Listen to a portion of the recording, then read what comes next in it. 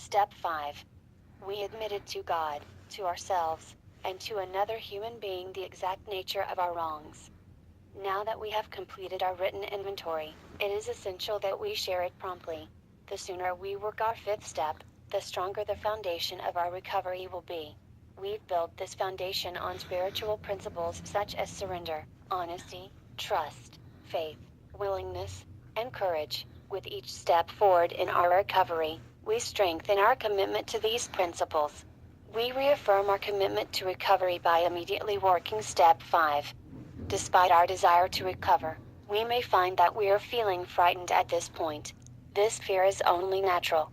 After all, we are about to confront the exact nature of our wrongs, candidly admitting our secrets to God, to ourselves, and to another human being. If we allow our feelings of shame or our fears of change and rejection to stop our progress, our problems will only be compounded. If we stop moving forward in our recovery, if we cease making every possible effort to recover, we will have given in to the disease of addiction. We must overcome our fear and work the fifth step if we are to make any significant changes in the way we live. We gather our courage and go on. We may call our sponsor for reassurance. Usually, a reminder that we don't have to face our feelings alone makes all the difference in easing our fears. Working this step with the support of our sponsor and a loving God is a way of putting into practice our decision to allow God to care for our will and our lives. That decision, like most decisions we make, must be followed with action. Following our third step decision with the action of the fourth and fifth steps will lead to a closer relationship with our higher power. Our understanding of the spiritual principles we have practiced in the first 4 steps will be enhanced by working the fifth step. We experience honesty by making an admission, just as we did in step 1, but we experience it on a deeper level. The admission we are about to make to ourselves in step 5 is especially important.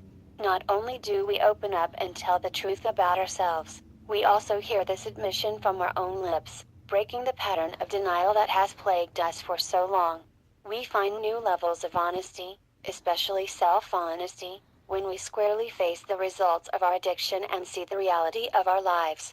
The risks we take in this step increase our trust in God and nourish the faith and hope we first experienced in step 2. We take our willingness a step further, thereby renewing the decision we made in step 3. We draw on the courage we acquired in step 4 and find that we are far more brave than we ever dreamed possible. This bravery is demonstrated not by our lack of fear but by the action we take in spite of our fear. We set a time to share our inventory, then we show up and share at the scheduled time. Another action which requires courage is our admission to ourselves. We need to focus particular attention on this aspect of the fifth step. If we don't, we may find the benefits we derive from this step are not as meaningful as they could have been. As our basic text states, Step 5 is not simply a reading of Step 4. We want to make sure we are acknowledging and accepting the exact nature of our wrongs. We can even formalize this admission to ourselves if we think it will help. However, the manner in which we make this admission to ourselves is not as important as the action itself. We gain a new understanding of the principle of humility as we work this step. We've most likely been under the impression that we were somehow bigger or more visible than other people. Through working the fifth step, we find that few of our actions deserve exaggerated attention. Through our self-disclosure, we feel connected with humanity, perhaps for the first time in our lives. As we share our most personal feelings and our most carefully guarded secrets, we may experience anguish. However, many of us have looked up and seen unconditional love in the eyes of the person hearing our fifth step. The feelings of acceptance and belonging we experienced at that moment helped us to feel a part of the program. The knowledge that we are about to face feelings we have long avoided may cause a rise in our anxiety level, but we go on, encouraged by our sponsor to trust the God of our understanding. The first thing we must realize is that the fifth step is not a quick fix for a painful situation. If we work this step expecting our feelings to go away, we are expecting the steps to numb us the way drugs did. We review our first 4 steps and see that their purpose is to awaken our spirits, not deaden our feelings. We will need support and understanding to cope with our feelings.